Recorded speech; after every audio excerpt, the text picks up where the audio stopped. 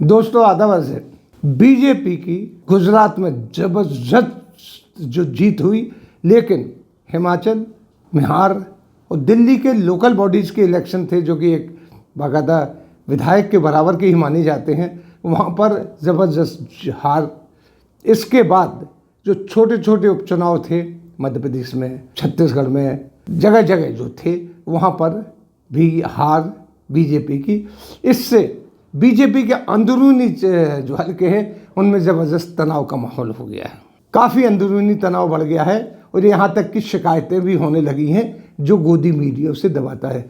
गोदी मीडिया उसे दबाता और आप कहेंगे कोई क्यों नहीं बताता, तो और बचा कौन है बताने के लिए। सोशल मीडिया उसमें ज़बरदस्त पाबंदियाँ लगती हैं कि डरते हैं वो लोग को क्या बताएं क्या ना बताएं, तो लिहाजा ज़बरदस्त वहाँ पर चल रही है। यही देखा जाए कि अलग अलग राज्यों में दबी दबी विद्रोह की चिंगारियाँ फूटने सी लगी हैं जगह जगह।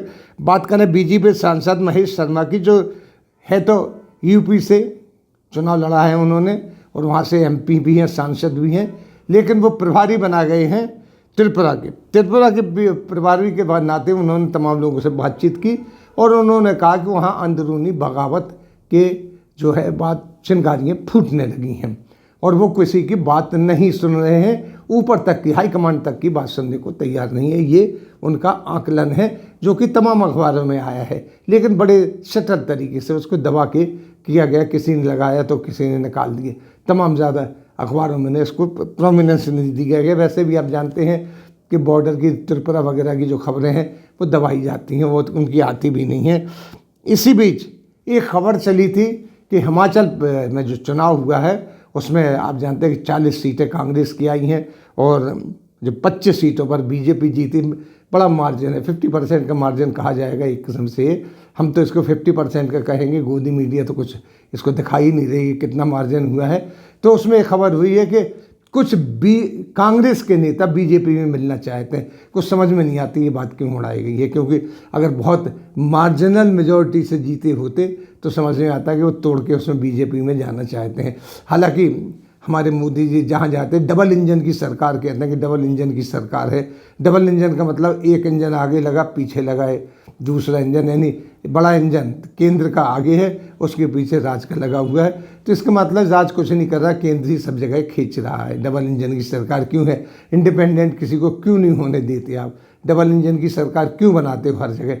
इसलिए वहाँ पर ये उड़ाई गई कि आधे से ज़्यादा विधायक जो जीते हैं वो बीजेपी में शामिल होना चाहते। ये बात गले से नहीं उतरी और मोदी जी ने इस बात को खारिज कर दिया कि हमें नहीं मिलाना है। डायरेक्ट मोदी जी, हर चीज़ की कमान मोदी जी के हाथ में होती है। आज तक देखा मोदी जी तो यहाँ तक है कि रेल का उद्घाटन है, रेल की पटरियों का उद्घाटन है, हर चीज़ के उद्घाटन में मोदी जी की ही, माननीय मोदी जी की ही फ़ोटो होती है, उन्हीं का ही सब झंका मंका होता है। आप से अगर कोई आदमी बड़े जल्दी से पूछ ले कि हमारे निर्माण मंत्री कौन है या हमारे एजुकेशन मिनिस्टर कौन है, आप नहीं बता पाएंगे कौन, आपको सोचना पड़ेगा। पहले तो उनकी फ़ोटोएँ आती थी, जो विज्ञापन छपते थे, चाहे वो एजुकेशन मिनिस्ट्री के हों, चाहे ह्यूमन रिसोर्स मिनिस्ट्री को, अलग अलग मिनिस्ट्री को हो, उसमें वहाँ के मंत्री की फ़ोटो छपती थी। नहीं, अब तो सिर्फ प्रधानमंत्री की फ़ोटो छपती, यहाँ तक हो गया। तो ये कहा गया कि मोदी जी ने इसको मना कर दिया। और इसी के साथ एक खबर और है कि मोदी जी अब जो गुजरात मॉडल है पार्टी के काल में वो लागू करना चाहते हैं, वो एडमिनिस्ट्रेशन में भी।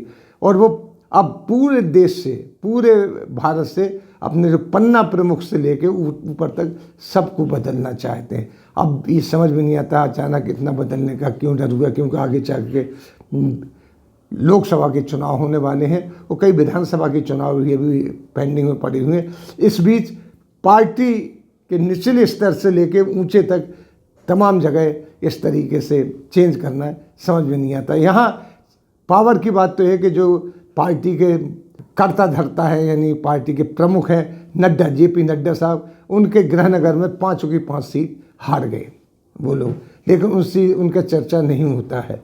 यहाँ अगर केजरीवाल से लेके कोई दूसरा एक सीट भी हार जाए तो उसका ये होता है कि अपने उनके डमाडोल होने लगी, नैया गड़बड़ाने लगी, सारी चीज़ आती हैं। ये चीज़ है। तो इस बात से बड़ा एक हड़कंप सा मचा हुआ है पूरे बीजेपी में कि नरेंद्र मोदी जी पूरे जो सिस्टम है पार्टी का उसका ओवरऑल करना चाहते हैं, वो यानी आमूलचूल परिवर्तन उसमें करने जा रहे हैं। इसकी बात यह है कि तभी वो जो तोड़ फोड़ में कहा जा रहा है ऐसा कि अमित शाह और मोदी जी कोई दिलचस्पी नहीं दिखा रहे हैं। उनसे कहा जा रहा है कि हिमाचल से लेके, और अभी एक खबर हो रही थी कि जो NDMC में जीते हैं उनके पार्षद, उनको तोड़ने की कोशिश हो रही थी, वो कई तोड़ के बीजेपी में शामिल किए जा रहे थे।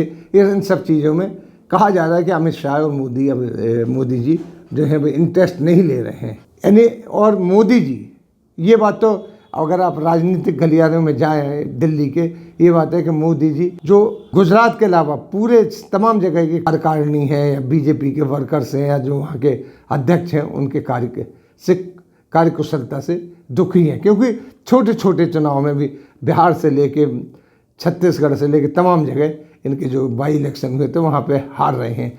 वो भी जानते हैं कि हम जो पंडित हैं, राजनीतिक पंडित जो विश्लेषक हैं, वो कहते हैं कि चुनाव में गुजरात में जो जीत हुई है वो जीत इसलिए हुई है कि नरेंद्र मोदी, गृह मंत्री अमित शाह और उसके अलावा तमाम मंत्री वहाँ पड़े रहे। 25-25 किलोमीटर का वहाँ पर जो रैलियाँ निकाली गई, तमाम तरह के प्रलोभन दिए गए, पूरी तरीके से न कांग्रेस को काम करने दिया गया न किसी पार्टी को। वहीं कांग्रेस के जो वोट कटे हैं वो अब आ रहा है कि ओवैसी, माननीय ओवैसी, और आम आदमी के जो वोट पड़े हैं उसकी वजह से कांग्रेस के 50% से ज़्यादा वोटों पर डैमेज हुआ है।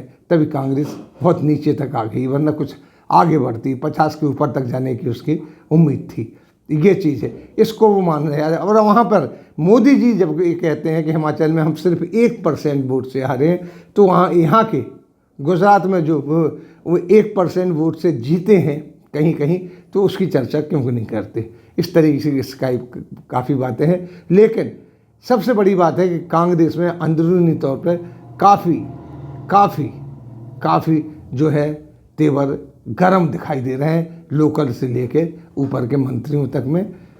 अब उनको कैसे सुलझाया जाएगा, क्योंकि जो हार है, जो मैं बात फिर दोहरा रहा हूँ, जो पूरे देश में हार हुई है, सिर्फ एक स्टेट जो गुजरात, जो मोदी जी का स्टेट ही माना जाता है, उसमें जीत गाल सब लोग बजा रहे हैं, गोदी मीडिया उसी को चर्चा कर रहा है। लेकिन जो हाई कमांड है, मोदी जी और अमित शाह मानते हैं कि ये जगह तो हमारी ही है, इसमें जीत का इतना डंका बजाने से आगे कोई फ़ायदा नहीं होगा। इसलिए तनाव बढ़ता चला जा रहा है। कई जगह जब पार्टी टूटने की बात आती है तो उसको हाईकमान ठुकरा रहा है।